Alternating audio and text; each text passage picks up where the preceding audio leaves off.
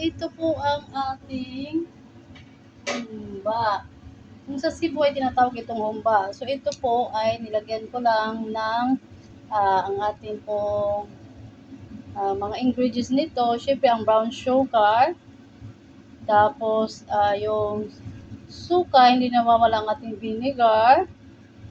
At ang ating soy sauce, paminta, bawang, at sibuyas. Ayan, ginisa ko muna siya. At syempre, ang ating tubig, no? Ayan. At nilalagyan ko na ito ng wine, yung wine na pang luto. Ayan, no? Tapos, ito po, pag kumukulo na, mahinang apoy lang. Ayan, ang tawag po dito, humba. Ayan, no? Hanggang sa lumambot. Ayan. Malambot na po yan. At pag ganito kasi, pag kulang pa sa lambot, pwede nyo lang siyang dagdagan siya ng tubig. Tapos, aantayin nyo na lang ulit. Ayan, paglagay-lagay siya ng tubig.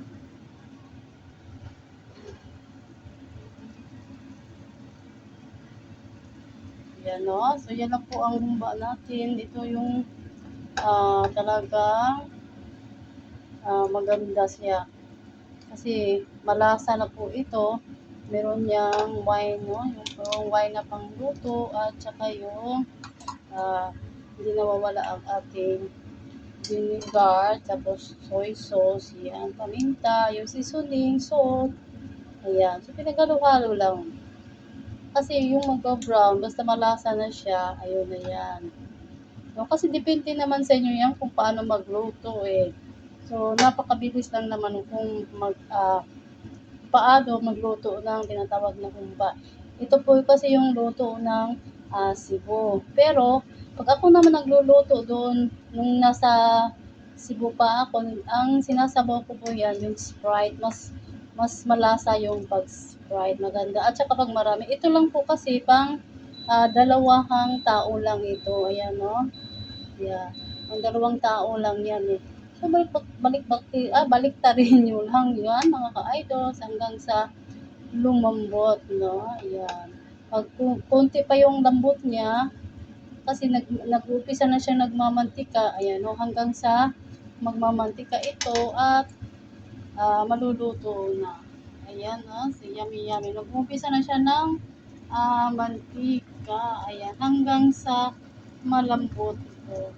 So, kulang pa ito ng mga 30 minutes, very low fire, no? Ayan, kailangan lang talaga itong palambutin, ayan, very low, ayan, very low fire, hanggang sa lumambot talaga siya. Ayan lang mga ka-idols, ayan, pwede nyo na itong gayahin, at napaka-adali lang, at napaka-tasty na siya. Ayan, thank you for watching.